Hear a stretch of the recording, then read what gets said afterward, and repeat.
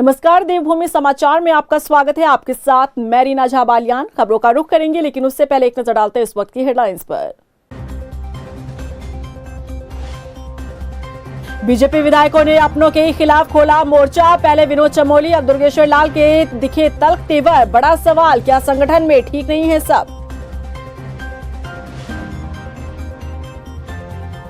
लोकसभा चुनाव की तैयारियों में लगी बीजेपी, विस्तारकों की हुई तैनाती। मोदी सरकार की नीतियों के सहारे मांगेंगे वोट।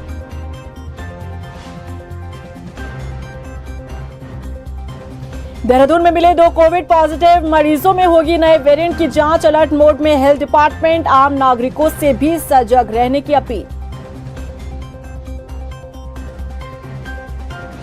उत्तराखंड में लगातार बढ़ रही मानव वन्यजीव संघर्ष की घटनाएं। पिछले 3 महीने में 18 लोगों की हुई मौत। जंगलों की जमीन पर इंसानों का कब्जा, शहरों की तरफ भाग रहे जानवर। और चलिए बुलेटिन की शुरुआत कर लेते हैं। उत्तराखंड बीजेपी में लगता है कि इन दिनों सब कुछ ठीक ठाक नहीं चल रहा है। अपनों के खिलाफ ही बीजेपी विधायकों के सुर तल्ख नजर आ रहे हैं। कैबिनेट मंत्री सुबोध उनियाल के खिलाफ बीजेपी विधायक दुर्गेश्वर लाल ने जिस तरह से मोर्चा खोला, इसने कई सवाल खड़े कर दिए हैं। देखिए रिपोर्ट।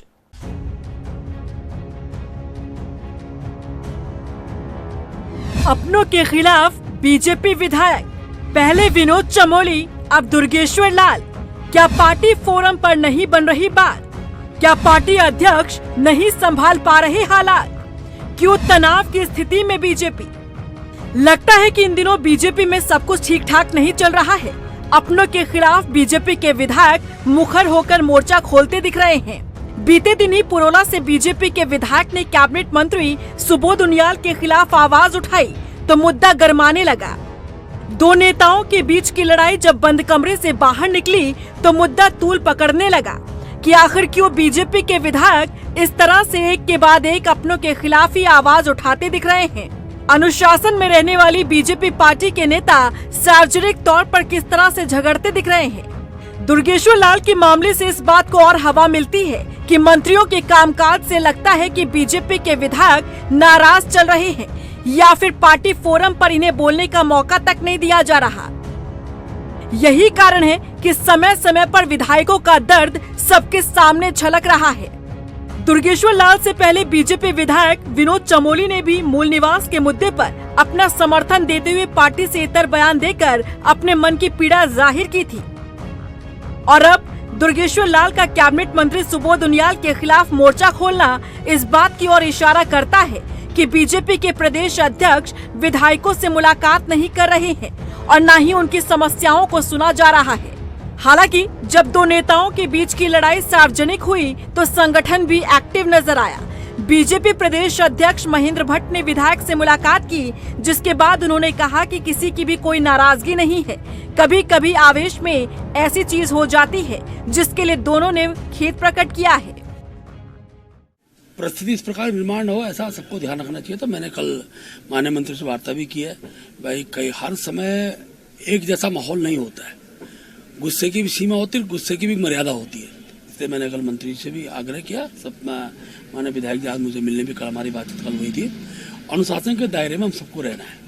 कई बार एक परिवार है, परिवार के अंदर बहुत से विषय पर तार्किक बहस भी होती है, लेकिन उसकी एक सीमा, एक मर्यादा, उस पर सबको रहना है। ये मैंने मंत्री से भी कहा। आज हमारी बातचीत हुई। इनकी अपनी जो मांग है उस मांग पर मैं कल आपका मुख्यमंत्री से आपकी मिलना हुआ, बातचीत हुई है।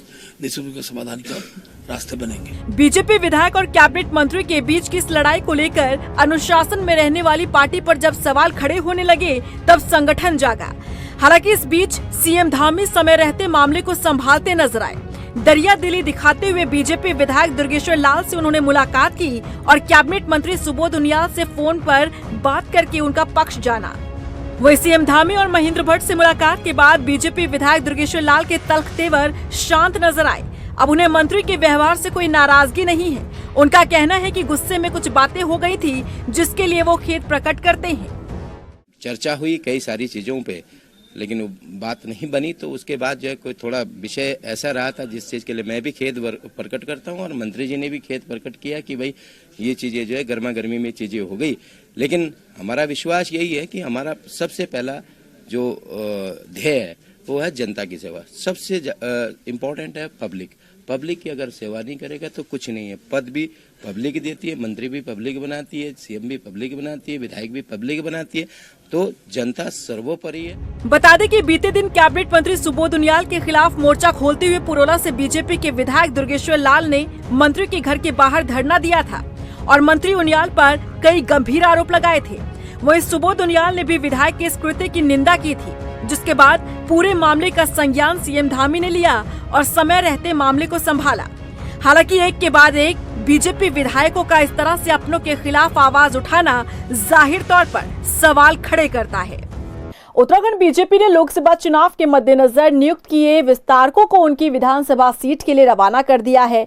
बीजेपी प्रदेश अध्यक्ष महेंद्र भट्ट ने प्रदेश कार्यालय से गढ़वाल मंडल के लिए 41 विस्तारकों को हरी झंडी दिखाई।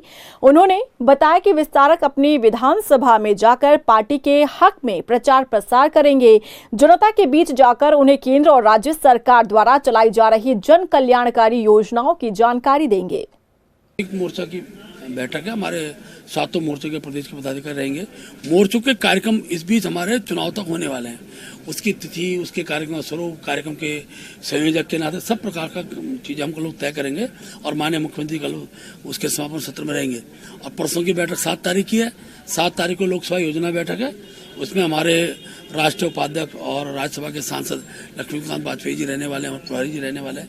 हमारे सारे सांसद, प्रदेश सरकार के सारे मंत्रीगण और हमारी कोर टीम के जो लोग हैं वो उस बैठक में रहेंगे और आगामी दिनों के लोकसभा के चुनाव की दृष्टि से जो कार्य योजना है उस पर हम विस्तारपूर्वक चर्चा करेंगे।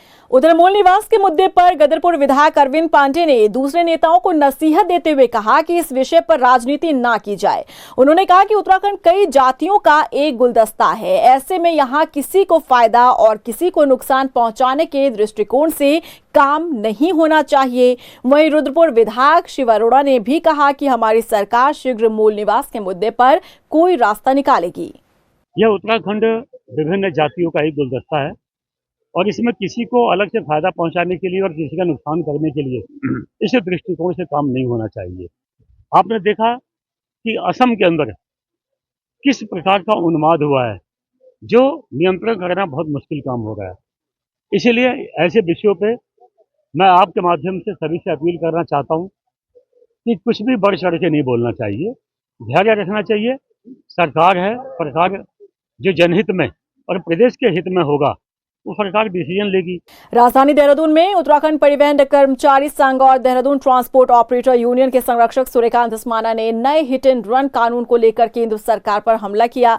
धस्माना ने आरोप लगाया कि ट्रांसपोर्ट कारोबारियों को विश्वास में लिए बिना कानून को थोप दिया गया है। हिट एंड रन मामले में सरकार ने बिना स्टेक होल्डर्स को विश्वास में लिए, बिना किसी भी प्रतिनिधि संगठन जो हमारे तमाम देश के अंदर ट्रांसपोर्टर्स के संगठन हैं उनसे बिना बातचीत किए जिस प्रकार से हिट एंड रन मामले में भारी भरकम जुर्माना और सज़ा का प्रावधान किया है, उसके कारण पूरे देश के ट्रांसपोर्टर्स में, पूरे देश भर के विशेष तौर पे ड्राइवर्स के अंदर आक्रोश है। जो 2 दिन का चक्का जाम हुआ उसका नतीजा ये रहा कि सरकार को झुकना पड़ा। सरकार पहले बातचीत कर लेती तो अच्छा रहता। सरकार जब कर देती है उसके बाद उसका रिएक्शन आता है, उसके बाद रोल बैक करना पड़ता है। मैं समझता हूं कि ये अनुचित है। सरकार ने जो निर्णय किया है, जो कानून पास किया है, उसको संशोधित करना चाहिए। 2 व्हीलर्स हो या फिर 4 व्हीलर्स, महिलाओं में ड्राइविंग का क्रेज तेजी से बढ़ता दिख रहा है और इसका अंदाजा साल दर साल महिलाओं की ड्राइविंग लाइसेंस बनाने की बढ़ती संख्या को देखकर लगाया जा सकता है। देखिए रिपोर्ट।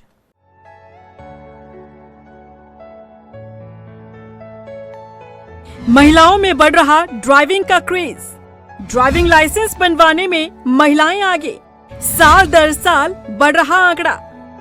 देहरादून की महिलाएं अब घर पर रहकर घर को चलाने के लिए सीमित नहीं रह गई हैं, बल्कि सरकारी ऑफिस और प्राइवेट सेक्टर में जॉब करने के साथ साथ अपना व्यापार भी कर रही हैं, जिसके लिए महिलाओं को घर से बाहर भी निकलना पड़ता है। तो वहीं अब स्टीयरिंग थामने में महिलाओं का ग्राफ तेजी से बढ़ने लगा है। आज की महिलाएं सिर्फ स्कूटर तक सीमित नहीं हैं, बल्कि कार, जीप से लेकर SUV और टैक्सी चलाने में भी आगे है। पिछले 3 सालों में महिलाओं की ड्राइविंग लाइसेंस में लगातार बढ़ोतरी देखने को मिली है। पिछले 10 सालों की बात करें तो ड्राइविंग लाइसेंस बनवाने वालों में महिलाओं का आंकड़ा पुरुषों की अपेक्षा काफी कम रहा था। हालांकि साल 2020 में इसमें बदलाव आया और पिछले 4 सालों में महिलाओं ने तेजी से ड्राइविंग लाइसेंस बनवाकर सड़क पर गाड़ियां दौड़ाई हैं। पिछले 4 सालों में कुल लाइसेंस धारकों की 1/4 संख्या में महिलाएं काबिज हुई हैं। आंकड़ों के लिहाज से यदि बात करें तो साल 2020 में 1662 महिलाओं ने ड्राइविंग लाइसेंस बनवाया। साल 2021 में 1553 महिलाओं ने ड्राइविंग लाइसेंस बनवाया।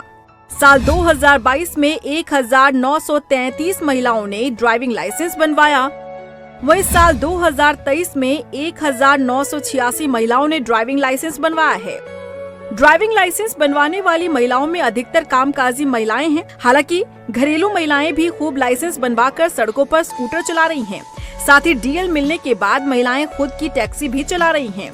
वहीं आरटीओ प्रवर्तन ने बताया कि आरटीओ विभाग में महिलाएं ज्यादा से ज्यादा डीएल बनवा रही हैं। कि महिलाएं भी इस फ्रंट पे आगे आ रही हैं, वो भी गाड़ी चला रही हैं और जब गाड़ी चलाएंगी तो उसके लिए ड्राइविंग लाइसेंस जरूरी होता है। तो आरटीओ ऑफिस देहरादून में आप देखेंगे कि महिलाएं जो ड्राइविंग लाइसेंस बनाने के लिए आ रही हैं उनकी संख्या में बढ़ोतरी हो रही है। यह बहुत ही पॉजिटिव स्टेप है।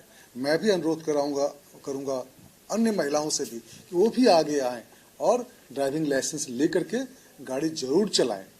इसमें अभी मैं बताना चाहूँगा जो आंकड़े हमारे पास हैं, इस साल अभी तक लगभग 8500 ड्राइविंग लाइसेंस हमारे यहाँ बने हैं और जो महिलाओं की संख्या है वो लगभग 2000 के आसपास है। मतलब 25 से 30% ड्राइविंग लाइसेंस हमारे यहाँ जो बन रहे हैं उनमें संख्या महिलाओं की है। यह बहुत ही सराहनीय है। इस बात में कोई दो राय नहीं कि महिलाएं तेजी से आत्मनिर्भर बन रही हैं। ऑफिस गोइंग वुमेन हो या फिर होम मेकर, गाड़ी चलाने के लिए महिलाएं अब पुरुषों पर भी निर्भर नहीं रह गई हैं। महिलाएं सड़कों पर गाड़ियां खूब दौड़ा रही हैं। उत्तराखंड में आए दिन मानव वन्य जीव संघर्ष की घटनाओं के बारे में सुन रहे हैं। इन घटनाओं के बीच कई लोगों की मौत भी हो चुकी है और अगर बीते कुछ दिनों की बात की जाए तो पहाड़ी इलाकों से लेकर मैदानी इलाकों तक वन्य जीवों के हमलों के मामलों में लगातार बढ़ोतरी देखी जा सकती है। लेकिन क्या आपने सोचा कि वन्य जीव शहरी इलाकों का रुख आखिर क्यों कर रहे हैं? इस रिपोर्ट में देखिए। उत्तराखंड में मानव वन्य जीव संघर्ष एक बड़ी समस्या बन गई है। आबादी का दायरा बढ़ने से जंगल का कटाव तेजी के साथ हो रहा है। सरकार और वन विभाग की लाख कोशिशों के बाद भी मानव वन्य जीव संघर्ष के मामलों पर रोक नहीं लगाई जा सकी है और इस संघर्ष में इंसानों की मौत का आंकड़ा लगातार बढ़ता जा रहा है। बात अगर बीते कुछ दिनों की करें तो उत्तराखंड के पहाड़ से लेकर मैदानी इलाकों में मानव वन्य जीव संघर्ष की घटनाएं देखने को मिल रही है। अभी हाल ही में देहरादून के राजपुर क्षेत्र में भी गुलदार का आतंक देखने को मिला था, जहां पर 4 साल के बच्चे को गुलदार घर से उठा ले गया। वहीं कोटद्वार और उसके आसपास के इलाकों में भी आए दिन सड़कों पर हाथियों की धमक देखने को मिल रही है। नैनीताल के भीमताल में तो आदमखोर बाघ को पकड़ने के लिए युद्ध स्तर पर ऑपरेशन चलाया गया। इस इलाके में 2 महीने के भीतर इस आदमखोर बाघ ने कई लोगों को घायल भी किया। आदमखोर बाघ के डर से लोगों ने घरों से बाहर निकलना भी बंद कर दिया था। आपको जानकर हैरानी होगी कि राज्य में पिछले 3 महीने में वन्य जीवों के हमलों से 52 लोग घायल हुए हैं, जबकि 18 लोगों की मौत हो चुकी है। अब इन वन्य जीवों के आतंक के बाद अब सवाल ये उठता है कि आखिर ये वन्य जीव अपना जंगल छोड़कर शहरी इलाकों का रुख आखिर क्यों कर रहे हैं? एक्सपर्ट्स की माने तो सर्दियों के मौसम में जिस तरह से इंसान के खाने पीने की कैपेसिटी बढ़ जाती है, वैसे ही जानवरों में भी बदलाव होते हैं। सर्दियों के समय में जानवरों का मेटाबॉलिज्म भी बढ़ जाता है, जिस वजह से जंगलों में उनकी भूख शांत नहीं हो पाती और खाने की तलाश में जंगली जानवर शहर और दूसरी जगहों का रुख करते हैं। इसके अलावा जंगल के बाहर पड़े कूड़े के ढेर को भी इसका जिम्मेदार बताया गया है। जंगली जानवर कूड़े के ढेर में खाने की तलाश करने के लिए जंगल से बाहर आते हैं। जंगलों की कैरिंग कैपेसिटी ना होना भी एक बड़ी वजह बताई गई है। जंगलों में मानवीय घुसपैठ से भी जानवर नाराज होते हैं। देवभूमि में जिस तरह से आए दिन आबादी बढ़ती जा रही है, लोग अब जंगलों की जमीन पर भी कब्जा करने से पीछे नहीं हट रहे हैं। जंगलों के बीच बस्ती आबादी इन हमलों का मुख्य कारण बन चुकी है।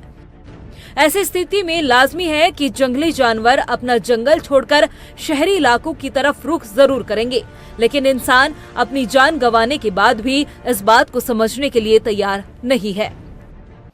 नए साल के साथ ही अब एक बार फिर कोरोना के मामले सामने आने लगे हैं। उत्तराखंड में भी कोरोना ने दस्तक दे दी है। दोनों मामले देहरादून से सामने आए हैं, जहां पर 2 बुजुर्गों में कोविड की पुष्टि हुई है, जिसके बाद स्वास्थ्य विभाग अलर्ट मोड पर है। कोविड के नए वेरिएंट JN1 की पहचान के लिए दोनों संक्रमित मरीजों के सैंपल को जांच के लिए भेजा जा चुका है। स्वास्थ्य सचिव ने कहा कि कोविड की व्यवस्थाओं पर नजर बनाए हुए है। देखिए, कोविड के संबंध में मेरे द्वारा सभी DMs और CMOs के साथ VC की जा चुकी है और इंस्ट्रक्शंस हमने रिले किए हैं और सबको सतर्क होने के लिए अवगत किया है। हाँ, देखिए, पहला केस तो उत्तराखंड में हमारा मैक्स हॉस्पिटल में मिला है, जिसके बारे में मुझे कोई जानकारी नहीं है। वो पहले हमारे आने वाले थे, लेकिन वो स्टेबल है, दैट्स वाई वो होम आइसोलेशन में उनको रखा गया है, तो वो घर पर ही स्वास्थ्य लाभ ले रहे हैं। लेकिन जो दूसरा केस हमारे पास एक मतलब जो हमारा पहला केस हुआ, वो सिटी हॉस्पिटल से एक वृद्ध महिला है जिनको पुरानी थायराइड की और ब्लड प्रेशर की शिकायत है, जिसमें हल्की बीमारी के बाद वो आए थे और उनमें उनका कोविड पॉजिटिव आया है। देहरादून नगर निगम द्वारा वित्तीय वर्ष 2023 से 24 में भवन कर वसूली की जा रही है। भवन कर जमा करने के लिए अब नगर निगम की तरफ से शहर में कैंप लगाए जाएंगे।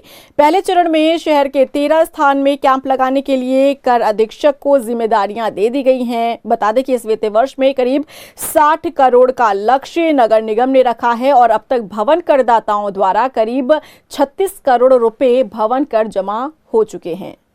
देखिए, 31 मार्च तारीख हमारा वित्तीय वर्ष क्लोजिंग होती है, तो उससे पूर्व जिन लोगों के भवन कर अभी बचे हुए हैं उसके लिए कैंप लगाए जा रहे हैं। मिशन मोड में अभियान किया जा रहा है। ऐसे सभी क्षेत्र जहां पर अभी बकायेदार बचे हुए हैं, छूटे हुए हैं, उनकी सुविधा के लिए कैंप का आयोजन किया जा रहा है और इसके लिए प्रायर सूचना के साथ लोगों को बताया जा रहा है। और मैं आपके माध्यम से भी निवेदन करूंगा सभी भवन स्वामियों से कि अपना भवन कर समय से जमा कराएं। हरिद्वार के बैरागी कैंप क्षेत्र में 17 साल के युवक की हत्या के मामले में पुलिस ने पर्दाफाश करते हुए आरोपी को गिरफ्तार कर लिया है। आरोपी के युवक की मां के साथ अवैध संबंध थे। इसी का विरोध करने पर आरोपी ने युवक को मौत के घाट उतार दिया। SSP प्रमेंद्र सिंह डोभाल ने बताया कि 1 जनवरी की दोपहर बैरागी कैंप में गंगा किनारे 17 साल के युवक का शव मिला था।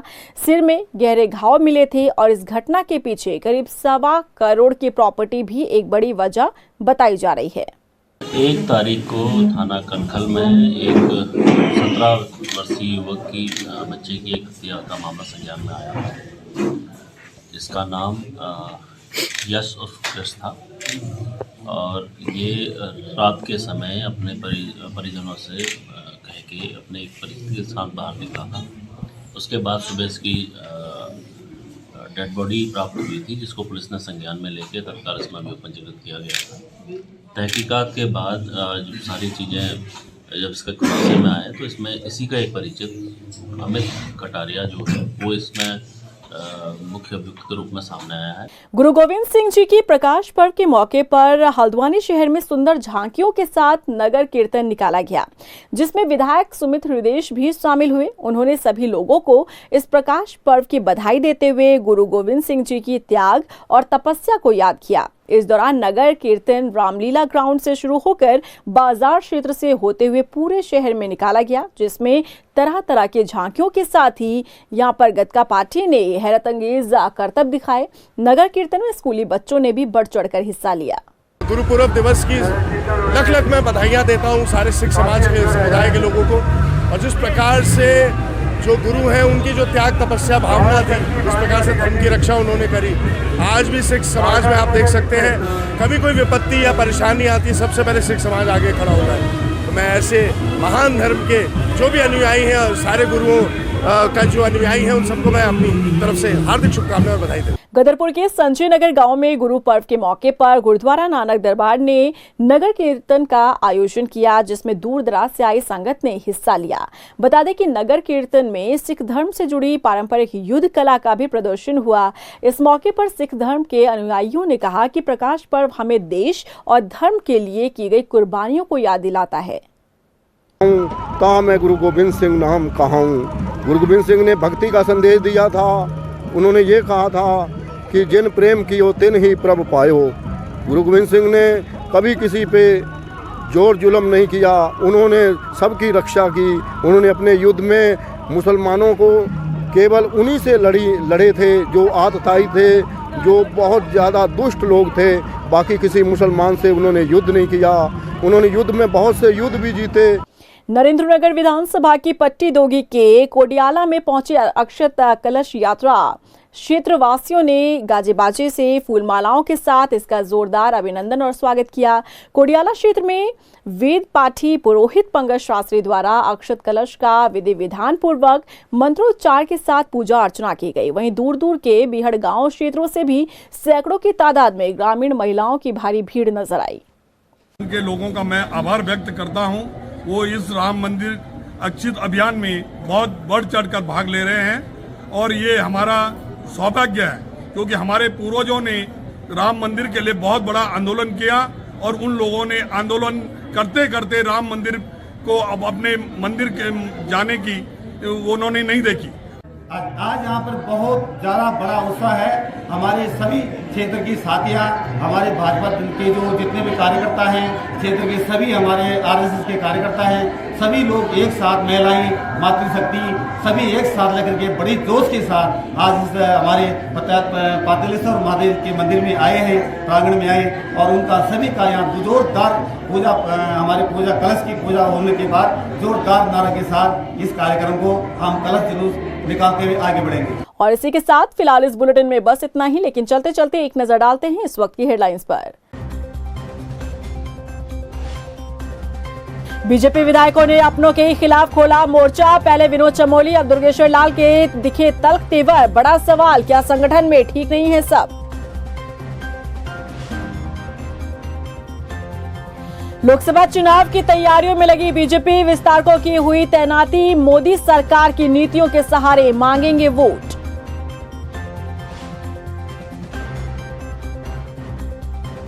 देहरादून में मिले 2 कोविड पॉजिटिव मरीजों में होगी नए वेरिएंट की जांच। अलर्ट मोड में हेल्थ डिपार्टमेंट, आम नागरिकों से भी सजग रहने की अपील।